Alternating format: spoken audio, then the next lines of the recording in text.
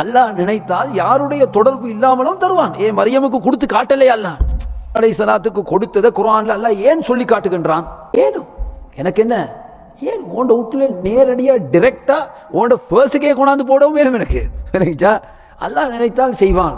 அப்ப சகோதரர்களை, நாம் பிரார்த்தனை செய்யும் போது ஒரு தேவை அல்லாட்ட கேட்கும் போது, அல்லாஹ் அந்த அவரைக்கார் அவர்கிட்ட சொல்லி இல்லாட்டி இவர்கிட்ட சொல்லின்னு நாங்கள் அல்லாஹ்வுக்கு புத்திமதி சொல்லிக் கொடுக்க தேவையில்லை. தேவையை கேட்க வேண்டியதுதான். அல்லாஹ் தருவான்.